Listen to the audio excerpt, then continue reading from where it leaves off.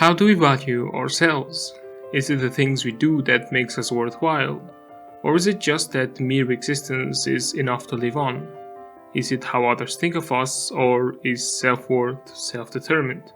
Neon Genesis Evangelion has been for 3 decades one of the most influential and memorable anime on the planet. What is on the surface a show about mechs fighting aliens is actually about depression, trauma, and coping with the terror of living with yourself. Our protagonist Shinji hates himself so much that he cannot make friends, fearing his existence might drag others down. Misato struggles with intimacy, scared that she's just using others to replace the father she lost. Every character has their deep psychological fears and insecurities that drive the story forward. But among them stands one character whose pain feels uniquely self-destructive, someone whose entire sense of self relies on external validation. This is the story of Asuka Soryu, the narcissist who could not love herself. Asuka was first introduced in Neon Genesis Evangelion's 8th episode, conveniently titled Asuka Arrives in Japan. We are met with this ultra-competitive and very mean character. She stabs Toji and then goes on to insult Shinji, neither of whom did anything to deserve this bullying.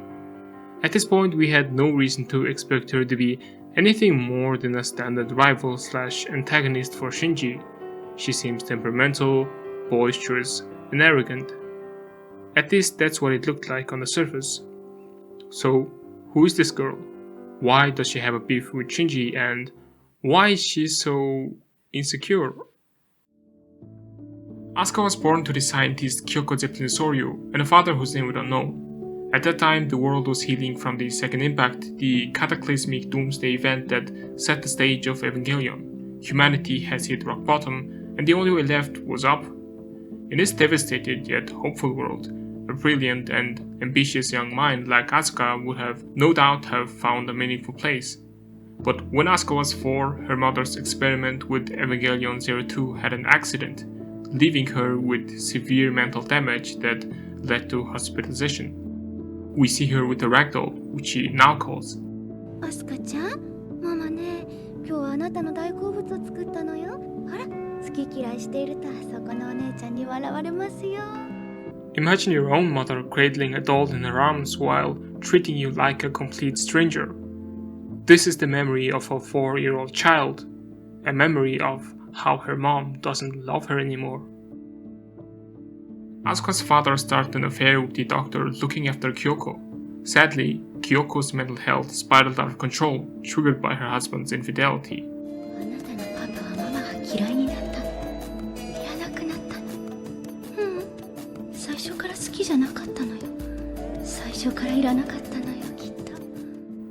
Whatever earth-shattering abandonment Kyoko felt, Asuka now feels it double.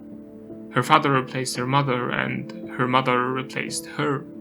Then surely anyone she has a meaningful connection with would also replace her again. Love cannot be trusted.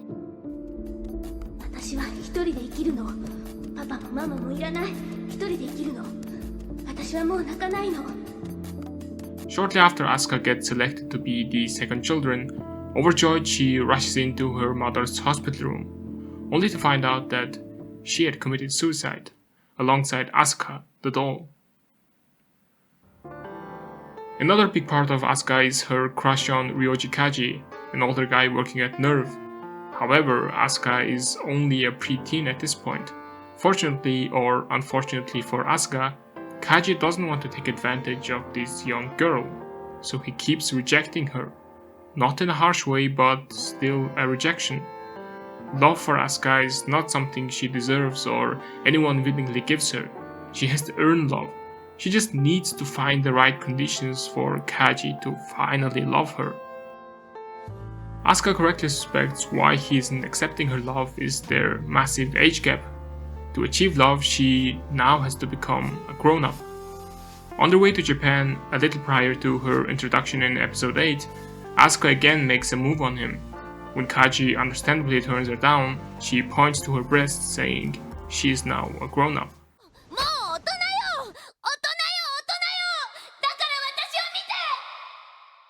Sexuality is very important for Asuka. After all, she's trying to become an adult, and adults are supposed to be comfortable with their sexuality. That brings us back to the anime. Asuka brings Shinji to show him her Evangelion in light of hearing of his impressive scores and getting jealous. She can't let a newcomer best her at what she has worked at essentially all her life. But then an angel attacks the fleet and presents her a chance to prove herself. But interestingly, she brings Shinji with her into the Eva. Now, if she wanted to become the hero and take down the angel, the logical path is to get inside her Evangelion alone and kill it without the hindrance of Shinji also being there. But no, she wants Shinji to be right then and there to witness her skills. The audience is hinted at that this is not a simple rivalry like Goku and Vegeta. Not only is it one-sided, it is of existential importance to Asuka's self-worth. Asuka earned the love and respect from the people around her because of her ability to pilot mechs. If this guy, this newbie, is more of a prodigy than her, who would then love her? A small detail you might have missed is that when Asuka jumps onto the ship, she does it as gracefully as possible. The show displays her perfectionism and performative tendencies in small details. It never goes out of its way to draw attention to it, but we subconsciously register it in our minds.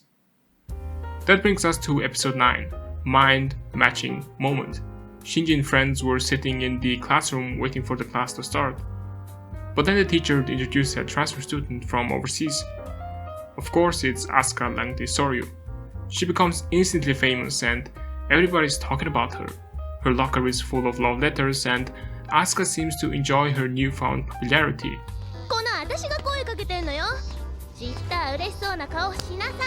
During recess, she finds Shinji and asks about Rei. Asuka seems to be interested in her and finds her on the bench reading a book. The reason why she's interested in Rei is because she's the first child to be chosen as a pilot, so she outranks Asuka in that regard.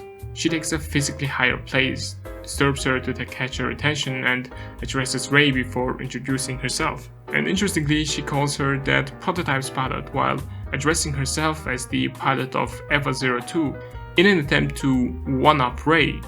But Rei's indifference makes her look goofy and childish, not an impression she was trying to achieve. Their socializing was cut short by another angel attack. Here we see again Asuka's dogged need to prove herself.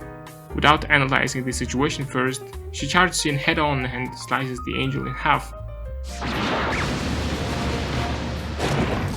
It splits up in two and beats them. Fortunately, the UN steps in and temporarily paralyzes the angel. In the briefing room, Asuka gets angry at Shinji for ruining her debut. It's not the first fight, it's the debut. Why is she calling this her debut? Does she have fans? Does she have critics that scrutinize her every move like a K-pop celebrity? What kinda? Psychologist Fredrickson and Roberts first coined the term self-objectification in 1997. Self-objectification is defined as the adoption of a third-person perspective on the self, as opposed to a first-person perspective, such that girls and women come to place greater value on how they look to others, rather than on how they feel or what they can do. Asuka sees herself less as a soldier and more as a performer. In her mind, she is not a subjective person. There is no her perspective, only how she is seen from the outside. And that makes perfect sense because her self-worth, her ability to earn the love from others is tied directly to her identity as a prodigy. Asuka the person is no one, not even her mother loves her. Only Asuka the pilot is worth loving. This fear of disapproval is shown later in the episode when she and Shinji were training to better synchronize their movements. After failing a bunch, Misato asks Rei to replace Asuka, and somehow they were doing it flawlessly. This certainly didn't please Asuka, but when Misato said maybe Rei should replace Asuka in this mission, she storms out to sulk.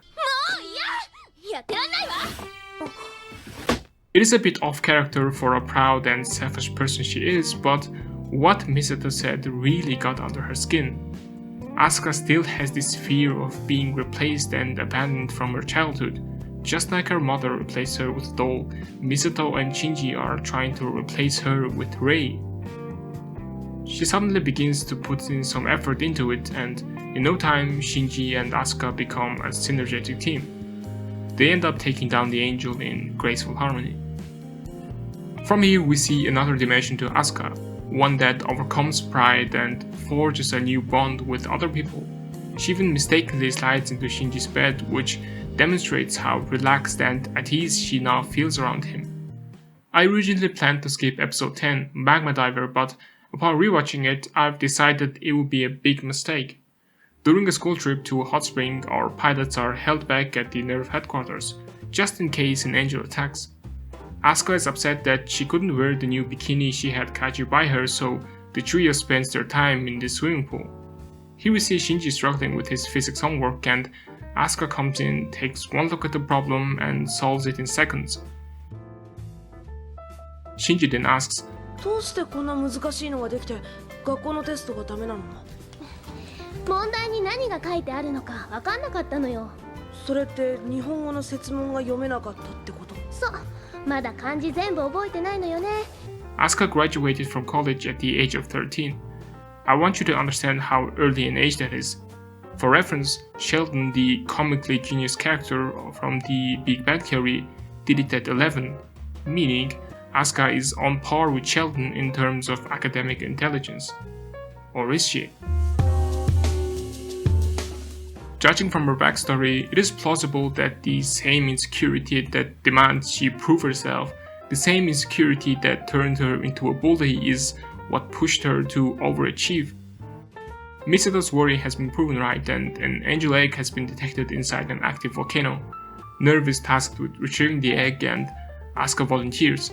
Remember, Asuka didn't get to have her moment in the last episode, so she's still eager to prove herself. Eva Unit 02 descends into the magma and successfully retrieves the egg. However, the egg hatches right then and there, so she's tasked to kill the angel inside the volcano. Asuka kills the angel by pumping cooling liquid into its stomach, literally imploding it through reverse thermal expansion. The angel, using its last remaining strength, cuts Asuka's tether, dooming her to die inside the volcano with it. Suddenly, Shinji ex machina grabs her hand through the molten hot magma, pulling her out to safety. Before, Shinji was just an unimpressive, meek boy who somehow lucked into a position she worked insanely hard all her life for. Now she starts to see him more as someone she can rely on. Finally, someone that cares for Asuka the person. Though she doesn't have that relationship with the other pilot, Rei Ainami. In episode 11, in Distilled Darkness, an angel attack has caused a mass blackout and the trio has to navigate the dark corridors of Nerve headquarters.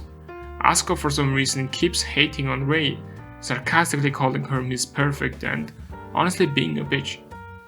The reason she hates Rei is because Rei is everything she wants to be: logical, calm, and independent. She doesn't care what others think of her, all traits of a secure adult Asuka is trying to emulate.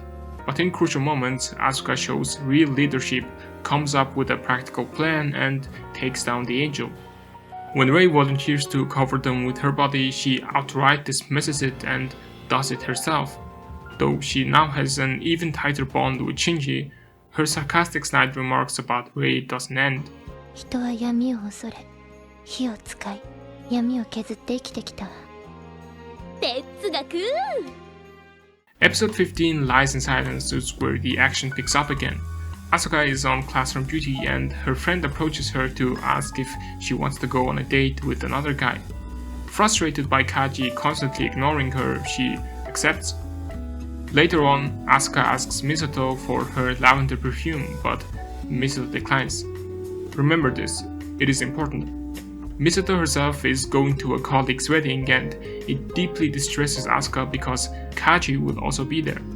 Asuka bails out on the date and returns home. Anyway, later in the evening, she asks Shinji this. じゃあしよう。どうして？退屈だからよ。退屈だからって。 They kiss, and after a bit of suffocating Shinji, she runs off to the restroom to wash her mouth. The real reason we see much later during her mental breakdowns in episode 22. Asuka wanted him to make a move on her, take the next step, but Shinji instead stands there doing nothing. Asuka already swallowed her pride by asking, but Shinji didn't reciprocate. Later, when Kaji drops off the drunk Misata, his suit smelled like lavender. またな。ラベンダーの香りがする。 Because of her recent letdowns, her sync rate lowered, allowing Shinji to finally surpass her, and we start seeing her ugly side once again. いいわよね。すごい、素晴らしい、強い、強すぎる。ああ、無敵のシンジ様。これで私たちも楽できるってもんじゃないの。ねえ、まあね、私たちもせいぜい置いてけぼり食わないように頑張らなきゃ。 In episode 19, A Man's Battle, Shinji runs away, leaving Asuka and Rei to fight against the angels alone. But when the angels are real attacks, they are easily defeated. Shinji had to go back and kill the angel himself. Asuka then gets really frustrated by her powerlessness and also being rescued by Shinji of all people. All her insecurities are rearing back their ugly heads as her grip on her self-worth slowly but surely falters. In episode 22, Saying Human, we see Asuka at probably her lowest yet. Of course she hides it with her usual mean persona, but we see the real her when she's alone.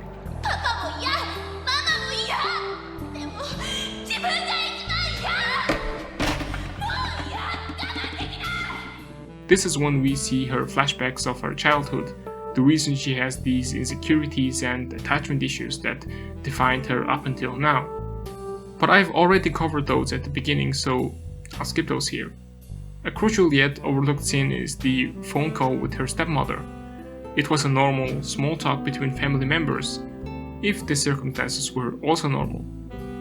However, Asuka is a 14-year-old kid living on the other side of the planet battling alien kaijus, and not once did her stepmom ask if she was okay. She seems not worried, and her father isn't even there. It was not explicit, but nonetheless crystal clear that her family doesn't care about her. I've told you that her mother treating a doll as her gave her a fear of abandonment, but there is something else that needs to be addressed now. A doll is not sentient. It does nothing unless someone plays with it. Seeing herself in the doll played by her mother, Asuka also developed an irrational fear of becoming the said doll. We learn that part of why she hates Rei is her doll-like obedience without a shred of personal ambition. 私は人形じゃない。うるさい！人に言われたまま動くくせに、あんた碇司令が死ねと言ったら死ぬんでしょ。そうよ。Shinji is also sometimes like that, and Asuka never fails to berate him for it. Despite her sync rate falling to dangerous levels due to her hurt ego and distraught mind, Asuka was tasked to fight the next angel alone. As she was preparing the shot, the angel casts a beam of light that enters her mind. This is undeniably the most horrifying scene in the show. In the nightmare she was subjected to, we are shown her greatest fears manifesting. This is a deeply introspective scene that I know I can't do justice by glossing over it. So let's break it down, scene by scene. First we are shown Asuka rejecting a gift doll from her stepmother. The doll is already loaded with symbolisms we already talked about. It represents her biological mother abandoning her for a doll. It also symbolizes control. We know she hates dolls because she starts to see herself as the doll, participating in her mother's hysteria. Dolls mean robotic obedience. Dolls mean death. And then she says, 私は子供じゃない。早く大人になるの。ぬいぐるみなんて私にはいらないわ。We are hinted at her desire to become an adult, partly because of Kaji and partly because she would stop feeling like the helpless little kid anymore. And then we are shown her memory of opening the hospital door over and over again, all while begging her mother to not leave her. Asuka begs the angel to stop showing the memories she tried so hard to bury inside her. Out of embarrassment, out of shame, and out of trauma, we then see Asuka the doll hanging from the ceiling. To not have her mom replace her with a doll, She becomes the doll and dies as the doll. The next scene consists of her struggling with her identity. We are shown the same embarrassing scenes of Asuka but voiced by different people. Misato, 総流アスカラングレーです Rei, 総流アスカラングレーです Maya, 総流アスカラングレーです Ritsuko, 総流アスカラングレーです and Hikari. 総流アスカラングレーです Sadly, the dubbed version lacks this feature as they have voiced everything the same. One more reason to watch it with subtitles. Whose voice or what order do they appear are of little importance here. The point is that she tries to separate herself from her embarrassing moments because they remind her that the true Asuka is the little girl crying for attention. Then Asuka is walking through a train station. Trains, if you are aware of, is a symbolism very commonly used in the anime. It is an escape away from responsibilities waiting in Tokyo 3. She's walking on a metal beam between the tracks, which shouldn't exist in real life because of the obvious safety hazards. But in Asuka's mind, her walking through the empty train tracks mean she sees no escape from her condition. There is simply no ride out of Tokyo 3. Asuka sees a silhouette in the distance and countless many faceless people walking against her and then surrounding her. She calls out to the silhouette saying, and then we cut to the moment where she smelled lavender from Kaji's suit. But this time, it is Shinji that is with him. She lashes out to Shinji about how he wouldn't help her, how he wouldn't hold her, and about how he means nothing to her. Asuka is now holding her niece in a dark playground, the childhood she lost. In front of her is the child Asuka, now with the doll she rejected previously. It is the Asuka that went down a different path, one that accepted her new stepmom. She tries to comfort Asuka and convince her to choose her side.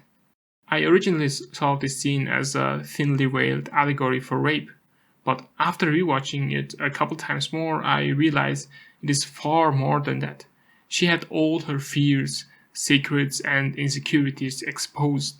People now know the real Asuka, everything she built, from the prideful child prodigy persona to the adult and responsible person she tries to emulate, is now forever tainted with the image of her pathetic self. She thinks people will see her now only as a troubled child. Nerve deployed Unit 00 with the Spear of Longinus and it successfully snipes the angel. In episode 23, Asuka moves in with Hikari, her only friend left.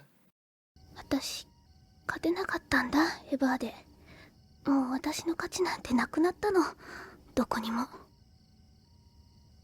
嫌い大嫌いみんな嫌いなのでも一番嫌いなのは私なんかもうどうでもよくなっちゃったわ Of course, another episode, another angel attack, but this time Rei is sent out to fight the angel. When she couldn't do it alone, Nerve deployed Asuka to help her, but due to her recent traumas, she couldn't get the Eva to even move. And now Nerve lifted the lockdown of Unit 01 to help her. Asuka complains how they didn't let Shinji rescue her, but lets him for Rei. Even after Shinji fell short of her expectations, she still hoped he would come save her. In episode 24, we see her lying in a bathtub of a house destroyed by the explosion of Unit 00, with a blank expression and a nerve agent finding her. That is the last time we see Asuka in the real part of the anime. Of course, there are the last two episodes that give us insight on what really happened, but we talked about that in the beginning of the video. What I like about her design is that she doesn't teach and profess self-love. Evangelion doesn't look down on us and teach about the creator's philosophy and morals. It tells a story that leaves us to interpret and understand something for ourselves. She's not a lesson in self-love, she's the black mirror staring back at us, our judgments and insecurities, asking us, do you really want to be this? Do you really want to live like this? Asuka was originally planned to be the main character of the show, but later sidelined to a co-protagonist. Because of that, she always had depth and multi-dimensionality to her. it is hard to pin down exactly what she stands for, what she wants, because she, much like real humans, prioritizes, desires, and fears many different things at once. She's what makes Evangelion so memorable, and that has to do a lot with her insecurity and the desires emerging from it. Without her flaws, we would never relate and love her to the extent we do. I'm planning to do more character analysis like this, so if you don't want to miss those, consider subscribing and leaving a comment so that YouTube knows. Also, check out my other video over analyzing Frieren's names. As always, take care, I'll be back.